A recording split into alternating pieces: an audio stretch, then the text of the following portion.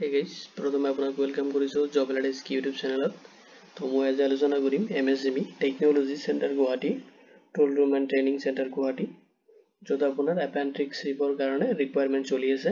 ঠিক আছে, তাত আপুনি এপ্ৰেণ্টিছশ্বিপত কেনেকৈ এপ্লাই কৰিব, ঠিক আছে, কি কোৱালিফিকেশ্যন লাগিব, এলিজিবিলিটি ক্ৰাইটেৰিয়া, কেনেকৈ আপুনি এপ্লাই কৰিব, সিলেকশ্যন প্ৰচেছ কেনেকুৱা হ'ব, তো গোটেইখিনি প্ৰচেছ মই এইটো ভিডিঅ'ত দেখুৱাম, মানে ইনফৰমেশ্যনখিনি পাব।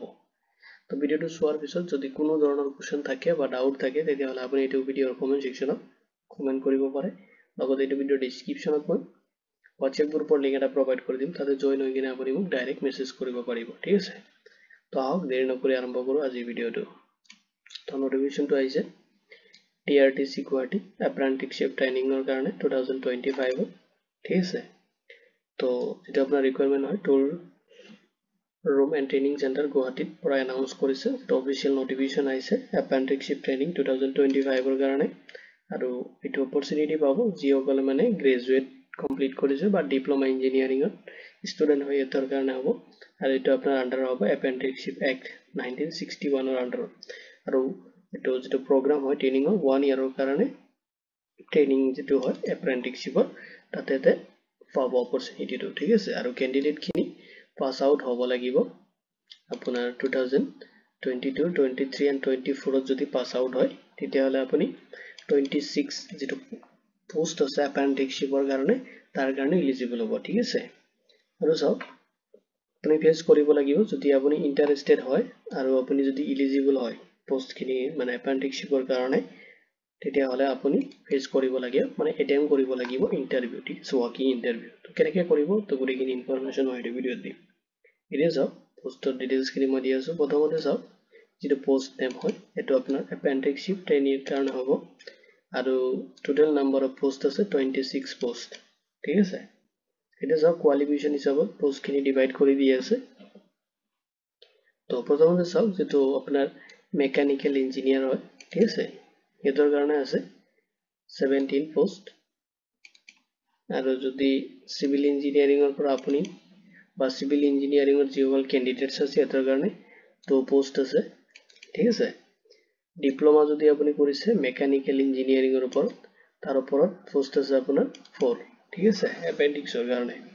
আৰু যদি আপুনি গ্ৰেজুৱেট হয় আৰ্টছ কমাৰ্চ এণ্ড যিকোনো ষ্ট্ৰীমৰ পৰা, লগতে আপোনাৰ 6 মান্থ ডিপ্ল'মা থাকিব লাগিব কম্পিউটাৰৰ ওপৰত, তেতিয়াহ'লে আপুনি 3 এপেণ্ডিক্সৰ পোষ্ট যিখিনি আছে তাৰ কাৰণে এলিজিবল হ'ব। ঠিক আছে, তাৰপিছত চাওক নেম অফ ইনষ্টিটিউট।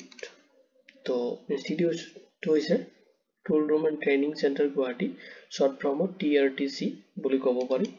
তো চিলেকশ্যন প্ৰচেছ যিটো হয় সেইটো আপোনাৰ ৱাকিং ইণ্টাৰভিউ হ'ব। ঠিক আছে, ৱাকিং ইণ্টাৰভিউ আপুনি ফেচ কৰিব, আৰু ৱাকিং ইণ্টাৰভিউ যদি আপোনাৰ ভাল হয় তেতিয়াহ'লে আপুনি এইটো পোষ্টৰ কাৰণে মানে এপ্ৰেণ্টিছৰ যিটো পোষ্ট হয় তাতে আপুনি এলিজিবল হ'ব। ঠিক আছে, তাৰপিছত চাওক তো টুল ৰুম এণ্ড ট্ৰেইনিং চেণ্টাৰৰ বিষয়ে অলপ দিছে। তো সেইটো আপোনাক এইটো মই ডিছক্ৰিপশ্যনত প্ৰভাইড কৰি দিম, এইটো ভিডিঅ'ৰ ডিছক্ৰিপশ্যনত। ঠিক আছে, আৰু এড্ৰেছখিনি। তো এইটো যিটো টুল ৰুম এণ্ড ট্ৰেইনিং চেণ্টাৰ গুৱাহাটীত আছে, আৰু এইটো আপোনাৰ নৰ্থ গুৱাহাটী হয়। ঠিক আছে, নৰ্থ ইষ্টাৰ্ণ ৰিজনত নৰ্থ গুৱাহাটীত আছে, এইটো আপুনি চাব পাৰিব। ঠিক আছে, তো এতিয়া চাওক এলিজিবিলিটি ক্ৰাইটেৰিয়া। ঠিক আছে, তো এলিজিবিলিটি ক্ৰাইটেৰিয়াত প্ৰথমতে চাই লওক এডুকেশ্যনেল কোৱালিফিকেশ্যন। যদি আপুনি বেচেলাৰ অফ ইঞ্জিনিয়াৰিং বা বিটেক কৰিছে মেকানিকেল ইঞ্জিনিয়াৰিং অৰ চিভিল ইঞ্জিনিয়াৰিঙৰ কোৰ্চ কৰিছে, তেতিয়াহ'লে এইটো এপেণ্ডিক্সৰ কাৰণে আপুনি এলিজিবল হ'ব। লগতে চাওক যদি আপুনি ডিপ্ল'মা ইন মেকানিকেল ইঞ্জিনিয়াৰিঙত ডিপ্ল'মা লৈছে তথাপি আপুনি এইটো এপেণ্ডিক্সৰ কাৰণে এলিজিবল হ'ব। তাৰপিছত যদি আপুনি গ্ৰেজুৱেট হয় আৰ্টছ কমাৰ্চ এণ্ড যিকোনো ষ্ট্ৰীমৰ পৰা হওক, লগতে আপোনাৰ 6 মান্থ কম্পিউটাৰ ডিপ্ল'মা চাৰ্টিফিকেট লৈছে, ঠিক আছে, বা কম্পিউটাৰ নলেজ আছে, তেতিয়াহ'লে আপুনি এইটো এপেণ্ডিক্সৰ কাৰণে এলিজিবল হ'ব। লগতে চাওক এজ লিমিট, এজ লিমিটটো কোনো স্পেচিফিক এজ লিমিট দিয়া নাই। ঠিক আছে, আৰু পে স্কেলটো চাওক, পে স্কেলটো ডিভাইড কৰি দিয়া আছে আপোনাৰ এডুকেশ্যনেল কোৱালিফিকেশ্যনৰ ওপৰত বেচ কৰি কিনে। এতিয়া চাওক আপুনি পাৰ মান্থ 12,000 পাব যদি আপুনি বেচেলাৰ অফ ইঞ্জিনিয়াৰিং বিটেক বা গ্ৰেজুৱেট হৈছে। ঠিক আছে, গ্ৰেজুৱেটৰ কেণ্ডিডেট হয় তেতিয়াহ'লে আপুনি পাৰ মান্থ 12,000কে পাব।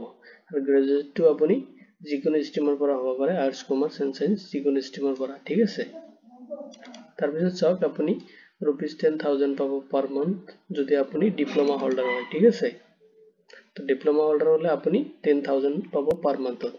এটা আপুনি এপ্লাইটো কেনেকৈ কৰিব ঠিক আছে এপ্লাই প্ৰচেছটো চাই লওক এতিয়া যদি আপুনি ইণ্টাৰেষ্টেড হয় আৰু এলিজিবল হয় তেতিয়াহ'লে আপুনি ফেচ কৰিব লাগিব ইণ্টাৰভিউ যদি ইণ্টাৰভিউ 18 জানুৱাৰী 2025 ত হ'ব আৰু টাইমটো দি আছে 9 AM ঠিক আছে তো আপুনি ভিজিট কৰিব লাগিব ভেন্যুটো চাই লওক ক'ত ভিজিট কৰিব লাগিব এতিয়া চাওক টুল ৰুম এণ্ড ট্ৰেইনিং চেণ্টাৰ এটা ministry of micro small and medium enterprise Guwahati India ঠিক আছে আৰু লোকেশ্যনটো হৈছে Amingaon industrial area north Guwahati road Amingaon Guwahati য'ত পিনক'ড দিয়া আছে আপোনাৰ 781031 ঠিক আছে এইটো লোকেশ্যন হয় মই এইটো ভিডিঅ' ডিছক্ৰিপশ্যনতো প্ৰভাইড কৰি দিম এইটো লোকেশ্যনত আপুনি 18 জানুৱাৰী 2025 ত আপুনি ভিজিট কৰিব লাগিব ঠিক আছে ভিজিট কৰি কিনে আপুনি ওয়াকিং ইন্টাৰভিউ ফেস কৰিব লাগিব আৰু আপোনাৰ ওয়াকিং ইন্টাৰভিউ যদি আপোনাৰ ভাল হয় তেতিয়াহ'লে আপুনি এপেন্ডিক্সৰ কাৰণে এলিজিবল হ'ব ঠিক আছে এতিয়া চাওক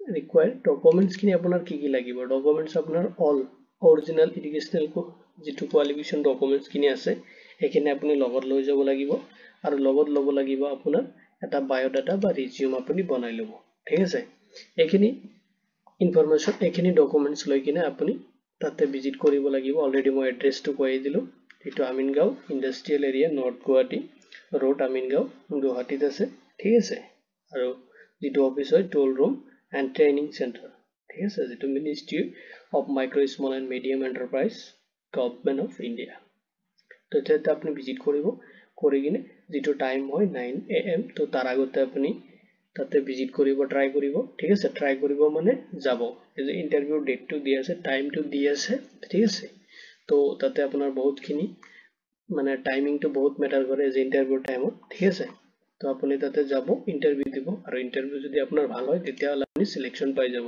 কাৰণ আপোনাৰ সিলেকশনটো ইন্টাৰভিউ বেচৰ ওপৰত ডিপেন্ড কৰিব তো এইটো ভিডিও দিমানতে যদি কোনো ধৰণৰ আৰু ইনফৰমেশন লাগা হয় তেতিয়াহ'লে আপুনি এইটো ভিডিওৰ ডেসক্ৰিপচনত কমেন্ট মানে যেটো WhatsApp গ্ৰুপৰ লিংক দিয়া আছে তাতে জয়েন হৈ কিনে WhatsAppত কন্টাক্ট কৰিব পাৰে নহলে এইটো ভিডিও আপুনি কমেন্ট কৰিব পাৰে তো এইটো ভিডিও দিমানতে তো ধন্যবাদ দি কিনে আজি ভিডিও ইমানতে সামৰিছো